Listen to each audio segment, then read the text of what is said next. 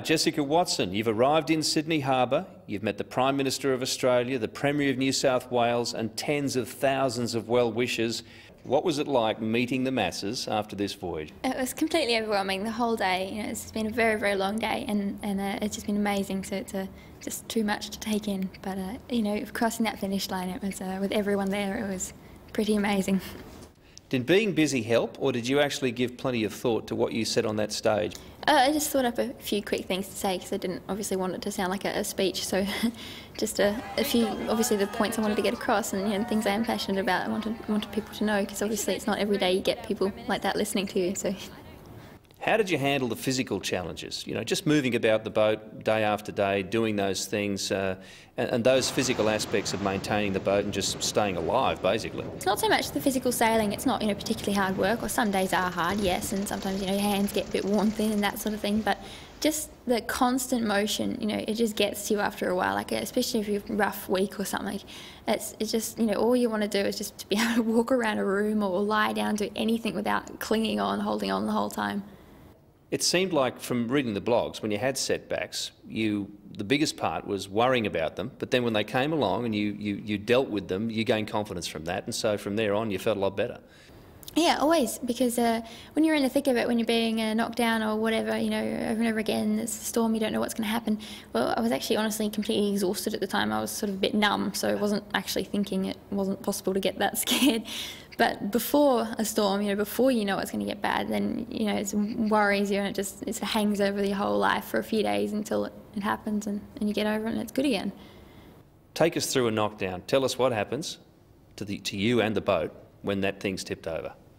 Everyone describes it as going in slow motion, but I didn't really find that, actually. I thought, you know, it all just suddenly happened, and then all of a sudden you're sort of upside down or on the side, and then sort of time sort of stops and you're going, oh my goodness, you know, wow.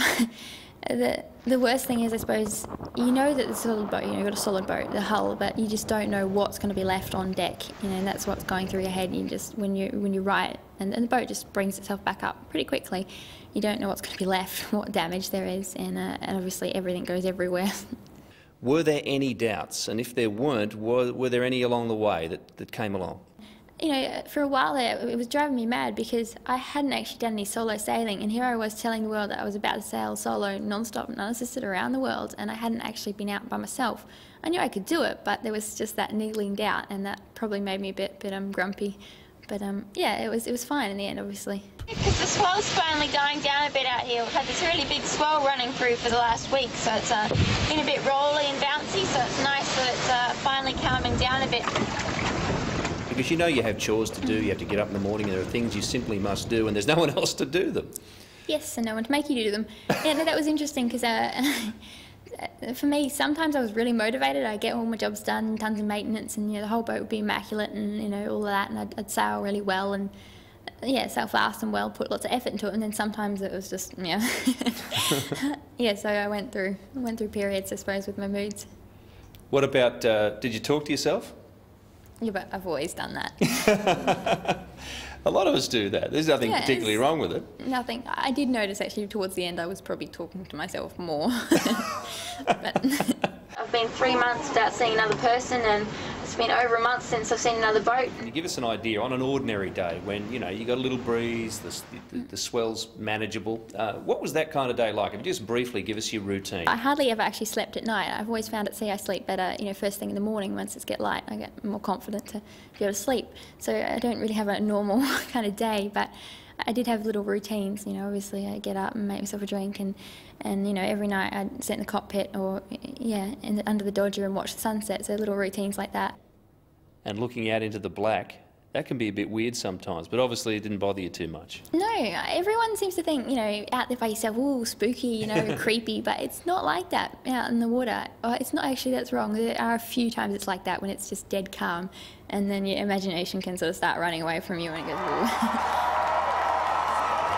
You now stand tall as our newest Australian hero. Do you feel the responsibility when you hear people like the Prime Minister and Premier say things on stage like that? Do you feel a sense of responsibility towards young people, and how are you going to carry that? In a way you do, because it's not so much a responsibility, but it's an opportunity. Like, you know, I can do something with this, and you know, I can make a difference. So it's not so much responsibility, but it's something I'd like to do, I suppose. Yeah. And I got this really We've talked about the beautiful basic sunset things. happening out Finally, what are the grand dreams that you still have? Have you given thought to other big adventures on land or sea or anywhere else? Well, what did you think I spent 6 or 7 months dreaming about? Definitely. No, I've got all sorts of things that I'd love to achieve. But yeah, I need to do the research, and I need to just see how it goes for a while.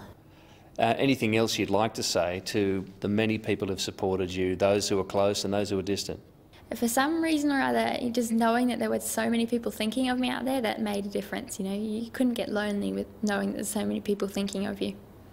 Well, we're all very proud, Jess, and good luck from here on. Thank you. Thanks. Yeah.